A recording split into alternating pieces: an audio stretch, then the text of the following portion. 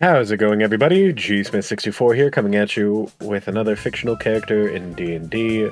Today we take a raft down to the Destiny Islands to meet the heroine of our saga today, Kairi from Kingdom Hearts. Let's get into it, shall we?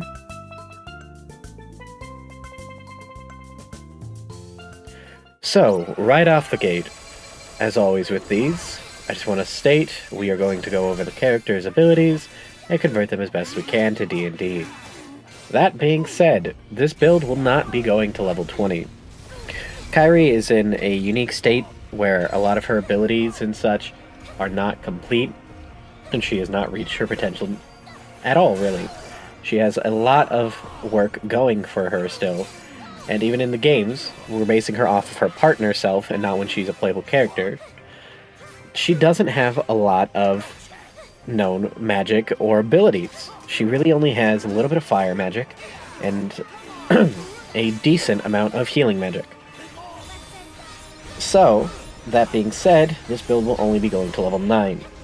Still, even with only level 9, there's a lot we can do with this. So, why don't we go ahead and get into the race, stats, class, and background. Starting off with race, we are going to be variant human, so we will get +1 and 2 abilities, 1 skill of our choice, and we will also be getting a feat. This will be very helpful in just a moment when we get to it. But that being said, our background will be Fey Lost. This will give us survival and deception proficiency. Deception not as important, admittedly, but the Fey Lost fits Kairi fairly well. And survival is a really good one for her as well.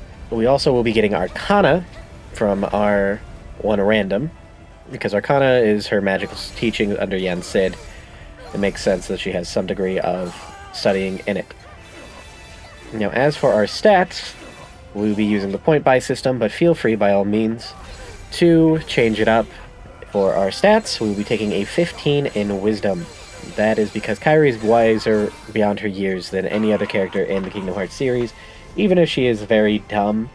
So this will help us in regards to our casting focus and also to our multi-class later down the line.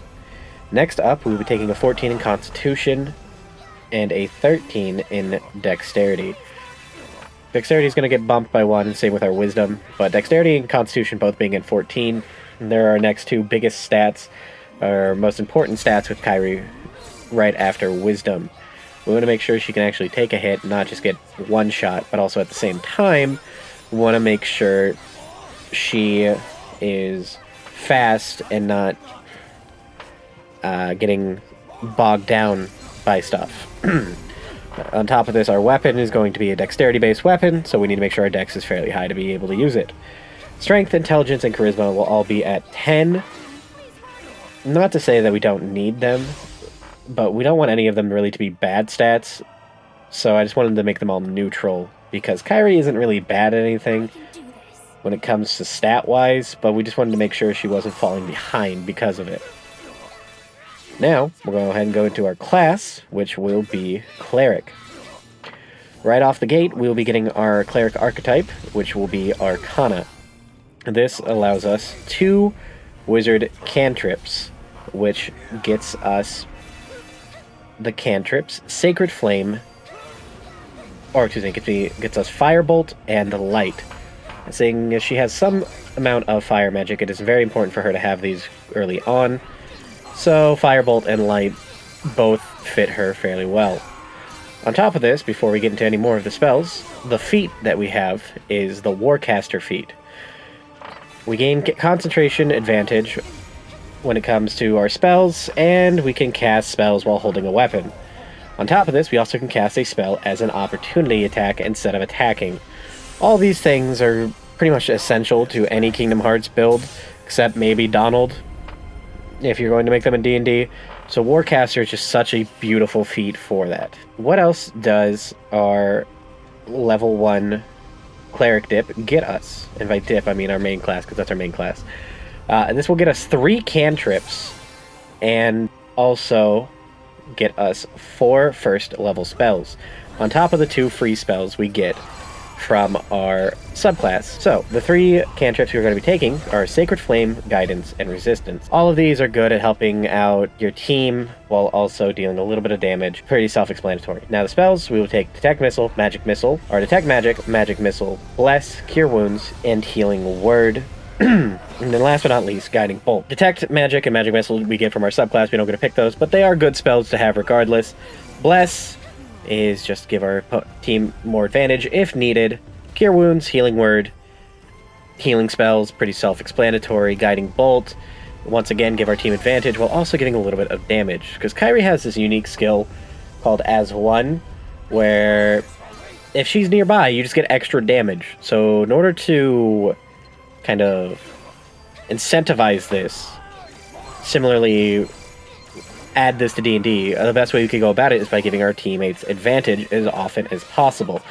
Through Bless, Guiding Bolt, and Guidance, all these ways are ways to give our team advantage, or resistance to give them advantage on saving on things. Same with Bless in that regard as well.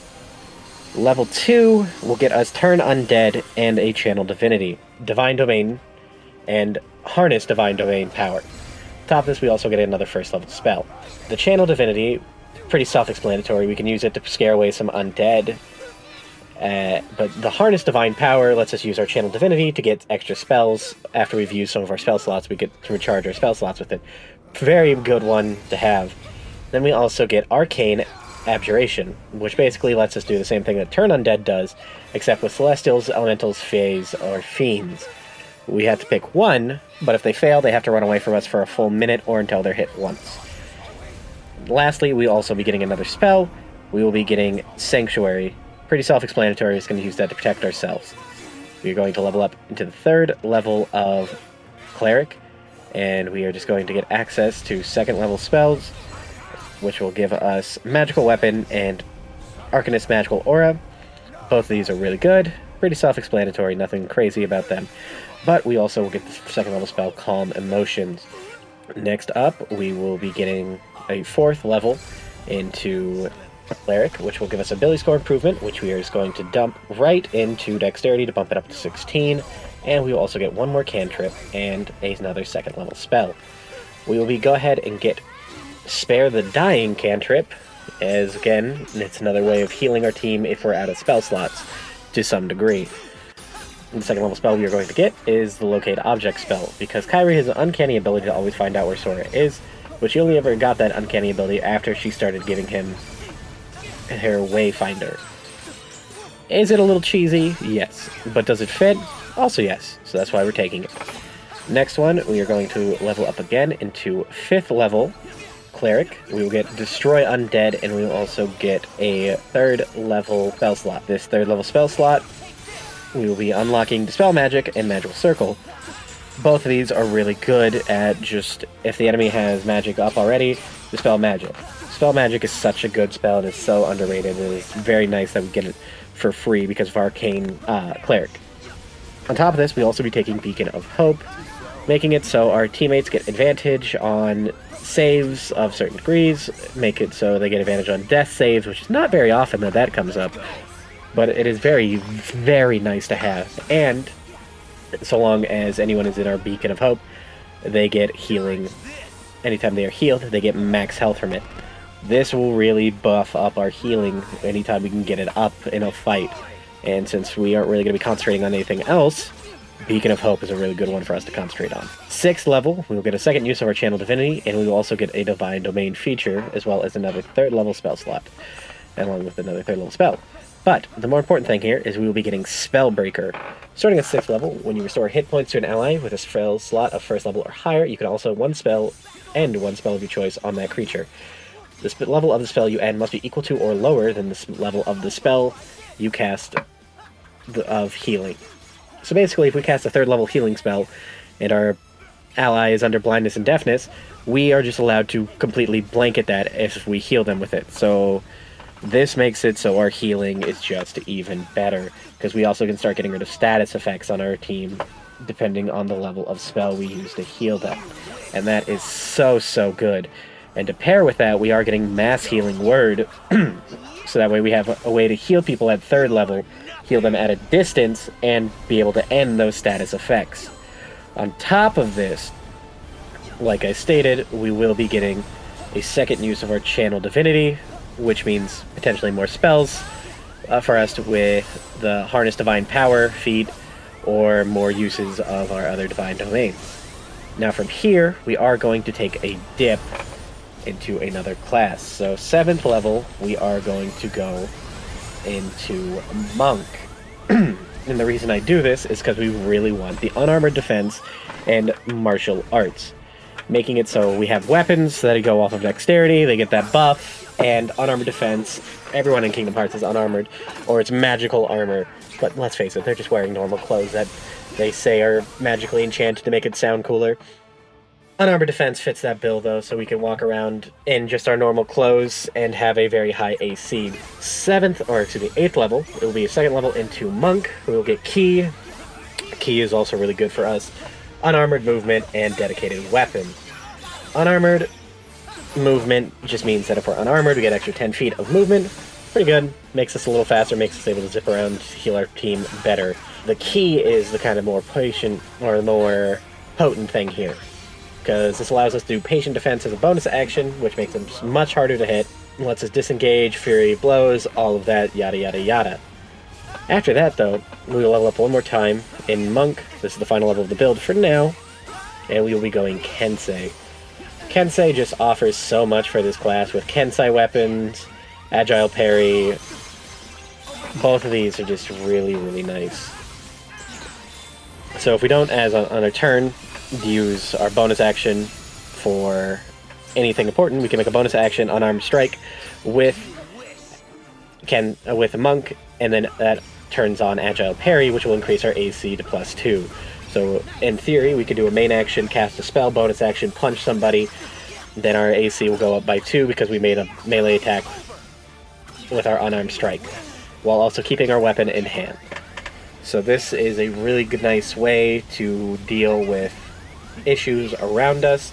And then Kensei Weapons just gives us more variety of weapons, and as we get stronger in Kensei, if you wanted to keep building this way, you can get magical weapons with your Kensei Weapons, and it's very nice for the build. And that being said, that's kind of the whole build. The point of this build was just to get Kairi as well as Kairi is as a partner in the game. Her the only spell she knows as a partner is Cura. Not even Curaga, just Cura.